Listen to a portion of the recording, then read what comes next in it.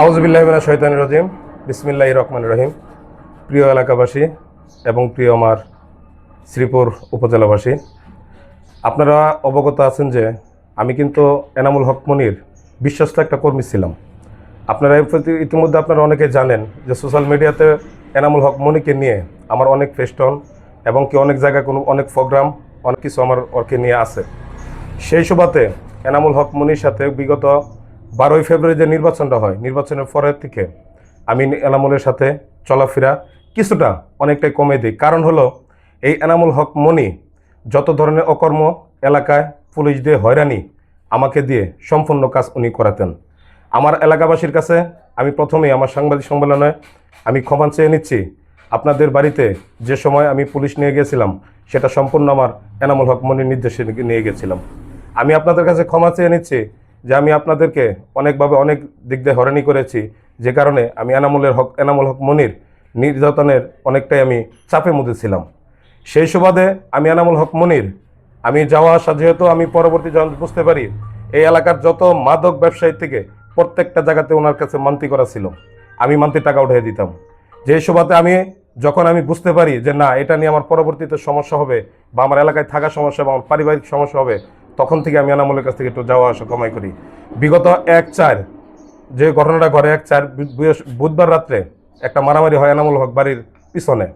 এটা আমার কোনো কিছু না, আমি জানিও না। সেখানে দুলালকে এই ডিবিএল ফ্যাক্টরি থেকে অ্যাডমিন থেকে ফোন দেয়, সেখান থেকে দুলালকে নিয়ে যাওয়ার পরে হঠাৎ করে রাত 2টা 2:30 বাজে আমার বাড়িতে পুলিশ পাঠিয়ে দিয়ে পুলিশ আমাকে সরাসরি বলছিল যে আপনার নামে এনামুল হক মনি একটা অভিযোগ করছে, সেই অভিযোগ আপনাকে আমরা নিতে আসছি।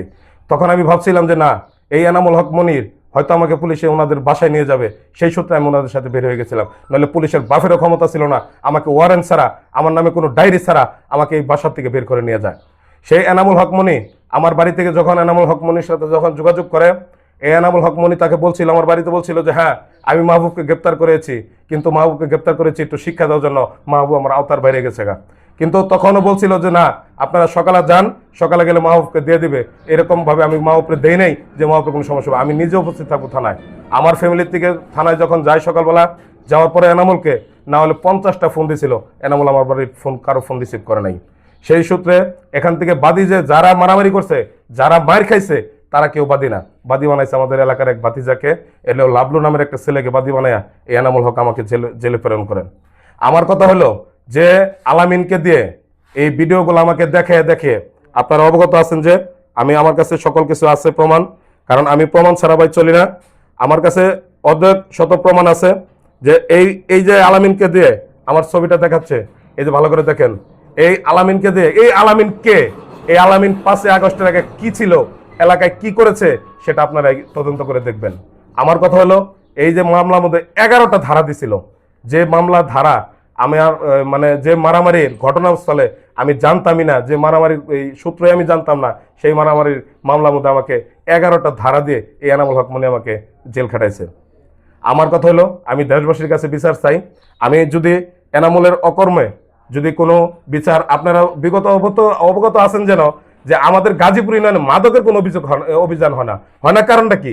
এই এনামুল বরতলার থেকে ধরে মুনা মার্কেট পর্যন্ত যত মদ বেছে বা গাঞ্জা বেছে, ইয়াবা বেছে, প্রত্যেকটা জায়গায় এনামুল হকের মান্তি করা আছে। সেই কারণে আমাদের এই 5 নং ওয়ার্ডে আমাদের কোনো মাদকের কোনো অভিযান হয় না। মাদকের কোনো অভিযান স্পন্দ করেও না এনামুল হক মনি সাহেব। আপনারা জানেন আমি এখন তো 3 জনকে গ্রেফতার করেছিলাম মাদকের ব্যাপারে। তারপরে এনামুল হক মনি আমাকে চাপ দিল যে না, মাদকের তুমি কোনো পুলিশ টুলিশ নিয়ে কোনো কিছু করতে পারবো না। তারপরে আমি এটা বন্ধ করছিলাম। আপনারা তো অনেকে জানেন, ফেসবুকে দেখছেন যে হাকিম পাগলাকে, আশরাফুলকে, ওই বাবুলকে আমি এদেরকে গ্রেফতার করেছিলাম এই মাদকের ব্যাপারে। কারণ বাচ্চুবার প্রথম কাজটাই ছিল এই মাদক নির্মূল করা। সেই সূত্রে মাদকের ব্যাপারে কাজ করলাম। যখন আমাকে এনামুল হক আমাকে চাপ দিয়ে বললো যে না, এই মাদকের ব্যাপারে কোনো কিছু তুমি করতে পারবে না, তুমি স্টপ হয়ে যাও, তখন আমি বুঝতে পারছি যে না, এই এলাকায় কোনো ভালো ধরনের কোনো কাজ যে করা যাবে না, সেটা আমি তখনই বুঝতে পারছিলাম। সেই কারণেই আমি এনামুল থেকে অনেকটাই পিছু টান দিয়েছিলাম। সেই পিছু টান দেওয়ার কারণে এনামুল মিথ্যাভাবে হয়রানি করিয়া আমাকে বাসার থেকে ওর নাম বলে ডাকে নিয়ে আমাকে জেল খাটিয়ে আনেছে। আজকে 1 মাস 21 দিন আমি জেলে ছিলাম। আমি দেশবাসীর কাছে বিচার চাই। আমি আমাদের শ্রীপুর গাজীপুর 3 আসনে মাননীয় এমপি মহোদয় অধ্যাপক doctor S M Rafiqul Islam Bachchu ভাইয়ের কাছে আমি বিচার চাই। সেটা আপনারা অন্যভাবে তদন্ত করেন। সেটা পুলিশ দিয়ে নয়, কারণ পুলিশকেও তো টাকাটা কিনে ফেলায়। ওসি নাসির উদ্দিনকে আমার বাড়িতে সরাসরি পাঠাইছে। আমি কল্পনাও করি নাই যে নাসির উদ্দিন আমার বাড়িতে আসবে, কারণ এই নাসির উদ্দিন যখন এই শ্রীপুরের থানায় যখন আসে, তারপরের দিন আমি এই নাসির উদ্দিনের হাতে আমি ফুল দিয়ে ওনাকে বরণ করে নিয়েছিলাম। কারণ কি, আমি মাদকের ব্যাপারে কাজ করতাম তখন। এই এনামুল হক মনি ওই নাসির উদ্দিনকেও কিনে নিয়ে আমাকে আমার বাড়ির থেকে ওর নাম বলাইয়া ডেকে নিয়ে আমাকে থানার মধ্যে প্রেরণ করে আমাকে পরের দিন জেলখানায় পাঠায়। আমি দেশবাসীর কাছে বিচার চাই, আমি আমাদের এমপি মহোদয় বাচ্চু ভাইয়ের কাছে বিচার চাই, আমাদের এলাকায় যত নেতৃবৃন্দ আছেন গাজীপুর ইউনিয়নে, উনি জনসভা করবেন আমার কোনো দুঃখ নাই, উনি এলাকার চেয়ারম্যান হবেন না মেম্বার হবেন তা আমার কোনো দুঃখ নাই, কিন্তু উনি কোন পর্যায়ে জনসভা করছেন সেটা আপনারা তুলে ধরবেন। ওনার এটা কোন পর্যায়ে জনসভাটা আসে? একটা মানুষকে মিথ্যাভাবে হয়রানি করা, মিথ্যাভাবে নিয়ে জেল খাটানো, মিথ্যাভাবে ওনাকে নিয়ে হয়রানি করা, জেল খাটিয়ে ওনার কি লাভটা, আর এটা কোন জনসভার মধ্যে আসে, সেটা হলো আপনাদের কাছে আমার প্রশ্ন, সেটা আপনারা তুলে ধরবেন এলাকার দেশবাসীর কাছে। আমার কথা হলো, আমি যদি কোনো খারাপ করে থাকি, আমি খারাপ করছি আমার এলাকার মধ্যে, ওর কথা মধ্যে ও পুলিশ পাঠাইছে, রাত্রে 1টা বাজে আমার ফোন দিছে যে ওসির গাড়ি আসতেছে, এই শাহিন ডাক্তারের বাড়িতে যেতে হবে, অনিকের বাড়িতে যেতে হবে, বাবুলের বাড়িতে যেতে হবে, তুমি ওদেরকে নিয়ে একটু পুলিশের সাথে যাও। আমি সেই অপরাধে আমি আমার এলাকার মানুষের কাছে আমি ক্ষমা চেয়ে নিচ্ছি। আমার যদি কোনো ভুল প্রান্তি হয়ে থাকে এই এনামুল হক মনির কথায়, আমি আপনাদের কাছে ক্ষমা চাচ্ছি। আমাকে আপনারা সবাই ক্ষমা করে দিবেন ছোট মনে করে।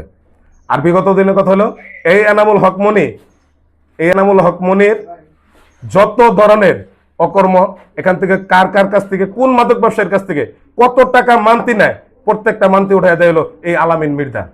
এই আলামিন মির্জা কে? আলামিন মির্জা বিগত দিন আওয়ামী লীগের ছেলে ছিল, ইসলাম মেম্বারের ডাইনাত ছিল। এই আলামিন মির্জাকে নিয়ে কেন এই ধরনের ষড়যন্ত্র এলাকার মধ্যে সাজাচ্ছে? ওর কি এলাকার মানুষ দরকার নেই? ওর কি এক আলামিনেই সবকিছু? না।